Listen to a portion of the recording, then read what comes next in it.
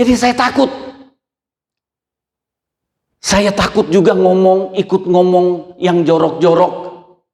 Nah, di tempat kami, kalau ada banyak anak-anak, kalau kumpul segala macam bahasa yang jorok-jorok itu keluar. Saya takut, walaupun orang tua saya tidak ada. Nah, begitu juga dengan kita. Ketika kita takut akan Tuhan, dimanapun kita ada, sendirian, atau cuma berdua, mau ngomong yang jahat, itu kita tidak berani, kita tidak mau, kita malu, ada rasa malu, rasa segan, karena kita tahu saya ada, Tuhan pun ada. Kalau kita ingat ini namanya takut akan Tuhan. Itu mencegah kita untuk bikin salah, mencegah kita untuk berbuat dosa diam-diam, karena kita tahu Tuhan tahu, ya kan?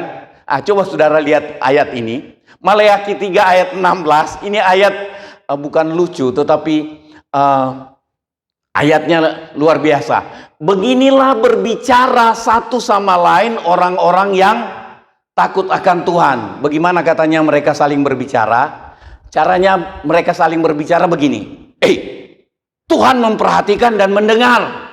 Jadi ketika saudara dan saya ngobrol, kita harus ingat dan saling mengingatkan bahwa Tuhan memperhatikan kelakuan, omongan kita. Tuhan memperhatikan dan Tuhan mendengar. Masih berani terus ngomong macam-macam? Langsung jadi toh. Itu namanya tadi ayat yang kita baca, orang yang takut akan Tuhan dia menjauhi kejahatan. Amsal 16 ayat 6 ini. Dia menjauhi. Karena orang yang takut akan Tuhan saling ngomong. Tuhan memperhatikan. Tuhan mendengar loh. Tuhan dengar dan memperhatikan kita lagi ibadah, lagi sendirian, lagi kerja, caranya kita bekerja, caranya kita berbicara, Tuhan memperhatikan dan mendengar. Dan bukan cuma itu, katanya orang yang takut akan Tuhan saling ngomong begini. Sebuah kitab peringatan ditulis di hadapan Tuhan. Ayo, ketika kita ngomong apa ditulis. Masih berani terus ngomong. Katanya Tuhan memperhatikan dan mendengar, sebuah kitab peringatan ditulis di hadapan Tuhan bagi orang-orang yang takut akan Tuhan dan bagi orang-orang yang menghormati namanya.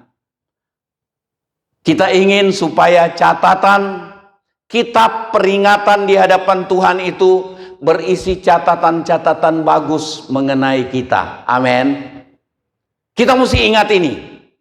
Kita selalu ingat ada buku di hadapan Tuhan yang mencatat, memperhatikan dan mendengar keadaan kita. Tuhan maksudnya memperhatikan, mendengar keadaan kita, dan ada hal-hal yang dicatat. Dicatat. Kita mesti ingat itu. Nah, kalau kita takut akan Tuhan, kita ingat itu. Kita membicarakan itu. Bu, Pak, ini loh. Ini ada Tuhan memperhatikan, Tuhan mendengar. Ada kitab mencatat. Nah, dengan begitu kita dicegah, kita ada kesempatan dicegah untuk tidak berbuat dosa. Amin. Berarti kita tetap mampu bertahan dalam keselamatan. Nah, yang kedua kita melihat yang pertama tadi, keadaan atau sikap dari orang yang takut akan Tuhan. Yang kedua, kita lihat akibat dari orang yang takut akan Tuhan. Akibat. Yang pertama kita lihat Mazmur 25 ayat 12. Boleh baca sama-sama dengan saya, 1, 2, 3. Siapakah orang yang takut akan Tuhan? Kepadanya Tuhan menunjukkan jalan yang harus dipilihnya. Ini cocok dengan Mazmur 23. Ia menuntun aku ke jalan yang benar oleh karena namanya. Tuhan menunjukkan jalan yang harus kita pilih. Berliku-liku kehidupan ini, jalan mana yang harus kulalui ya? Tuhan tuntun.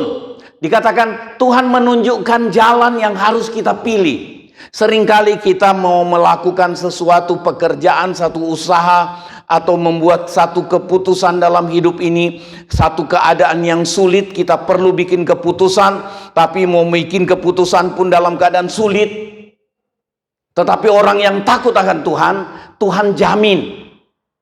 Firman Tuhan menjamin, Tuhan akan tuntun, Tuhan akan tunjukkan jalan. Bukan tiba-tiba datang ada tangan Tuhan muncul dan Tuhan bilang, Pak Haris, sana. Ke sana. Enggak. Tuhan tuntun kita. Tuhan berbisik, berbicara di dalam hati kita. Dia tuntun kita melalui firman, kita ingat firman, itu menuntun kita. Sama dengan Mazmur 23, dia menuntun aku ke jalannya yang benar. Ada ayat lain katakan, jalan Tuhan itu jalan yang sempurna atau lengkap. Jalan yang sempurna, jalan yang lengkap. Tuhan menunjukkan jalan yang harus dipilih oleh orang yang takut akan Tuhan. Berarti Tuhan, ada nyanyian katakan, dia buat jalan saat tiada jalan. Tuhan tunjuk jalan. Walaupun kadang-kadang jalan itu tidak cocok dengan akal pikiran kita. Tapi kalau jalan yang Tuhan tunjukkan, jalannya pasti benar. Amin. Nah, Mazmur 25 ayat 13. Jadi yang pertama Tuhan tunjuk jalan yang harus dipilih. Akibat yang kedua adalah orang itu sendiri akan menetap dalam kebahagiaan. Saudara ingin berbahagia satu minggu ini? Minggu depan enggak bahagia, minggu depan bahaya. Kita ingin bahagia, menetap dalam kebahagiaan. Bukan minggu ini bahagia, minggu depan bahaya, minggu depan lagi bahaya dan bahagia bercampur. Katanya menetap dalam kebahagiaan. Berbahagia belum tentu punya harta banyak. Tapi bahagia juga kalau hartanya banyak, ya kan? Bahagia juga. Tapi kebahagiaan kita bukan ditentukan oleh harta yang banyak. Tetapi takut akan Tuhan, Tuhan jamin orang itu menetap dalam kebahagiaan. Kemudian yang berikutnya, akibat dari orang yang takut akan Tuhan, yang biru itu apa? Baca sama-sama 1, 2, 3. Yang punya anak dan yang belum punya anak, yang punya cucu. Anak cucunya mewarisi bumi. Mewarisi bumi, ada terjemah, ada ayat lain katakan dia perkasa di bumi. Artinya anak cucu itu mewarisi bumi. Bumi ini seperti warisan. Seperti warisan, dimanapun dia pergi dan berada, dia tidak terlantar. Itu maksudnya. Dimanapun bumi dia injak, gitu. Dimanapun dia berpijak, seperti janji Tuhan kepada Yosua, dimanapun tanah engkau berpijak, itu aku beri kepadamu, warisan. Anak cucu mewarisi bumi. Saudara, biar kita sudah meninggal, anak cucu kita mewarisi bumi, menetap dalam kebahagiaan. Walaupun kita mungkin sudah tidak lihat, tetapi pasti ada Tuhan beritahu ke kita. Lihat, hasil engkau takut akan Tuhan. Anak cucumu mewarisi bumi. Dan mereka sama seperti engkau, takut akan Tuhan dan mereka menetap dalam kebahagiaan. Saudara, jangan main-main dalam hidup ini. Itu berdampak ke anak cucu. Berdampak. berpengaruh ke anak cucu. Anak cucunya mewarisi bumi. Anak cucunya perkasa di bumi. Ayat 14, apa? Tuhan bergaul karib, akrab. Kalau Tuhan akrab dengan kita, ya jelas ketika kita tidak tahu jalan mana yang harus kita pilih, Dia tuntun kita dengan lembut untuk masuk ke jalan yang Dia pilihkan buat kita. Dan kalau jalan yang Tuhan pilihkan buat kita, pasti jalan yang terbaik. Amin. Takutlah akan Tuhan. Bertekad untuk hidup takut akan Tuhan. Mazmur 112 ayat 1, haleluya, berbahagialah orang yang takut akan Tuhan. Berbahagia. Saudara mau berbahagia? Menetap dalam kebahagiaan. Kalau takut akan Tuhan, kalau suami istri takut akan Tuhan, kalau orang tua, anak-anak takut akan Tuhan, maka di rumah itu walaupun makannya seringkali kurang, rumahnya juga tidak mewah, atau rumahnya sempit, tapi kalau isi rumah itu, orang-orang di dalam rumah itu takut akan Tuhan, maka rumah itu terasa seperti sorga. Maksudnya kebahagiaan. Ada sukacita sejati di dalam rumah itu.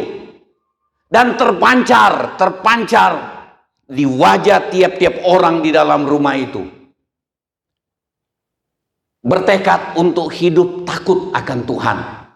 Supaya kita semua berbahagia. Berbahagia orang yang takut akan Tuhan, yang sangat suka kepada segala perintahnya. Orang yang takut akan Tuhan adalah orang yang sangat suka kepada perintah Tuhan. Bukan suka didengar dan suka dipelajari, suka mendengarkan, suka mempelajarinya, tetapi suka melakukannya. Tuhan Yesus bilang, yang berbahagia adalah orang yang mendengarkan firman Tuhan dan melakukannya. Jadi Tuhan Yesus bilang betul itu. Nah, ayat 2 Mazmur 112 tadi ada diulangi tadi ini. Anak cucunya akan perkasa di bumi, angkatan orang benar yang takut akan Tuhan itu akan diberkati. Saudara mau diberkati? Pasti kita mau. Entah berkat itu berkat apa. Tetapi Tuhan ingin menjamin, memberkati kita untuk berbahagia. Amin. Nah, waktu kita takut akan Tuhan, yang senang Tuhan, yang untung kita. Mau takut akan Tuhan? Rugi kalau sudah dengar firman Tuhan soal takut akan Tuhan, tapi kita tidak melakukannya. Banyak janji, menetap dalam kebahagiaan. Engkau diberkati oleh Tuhan. Dan engkau mampu bertahan dalam keselamatan. Karena terus ingat bahwa ada kitab yang mencatat. Tuhan mendengar dan memperhatikan. Nah, hidup takut akan Tuhan. Satu, sikap orang yang takut akan Tuhan adalah saleh, jujur, menjauhi kejahatan. Ingat bahwa Tuhan memperhatikan dan mendengar. Itu kesimpulan singkat. Yang kedua, dalam soal hidup takut akan Tuhan, akibat dari orang yang takut akan Tuhan, Mazmur 25 ayat 12 sampai 14 itu, Tuhan menunjukkan jalan yang harus dia pilih, menetap dalam kebahagiaan.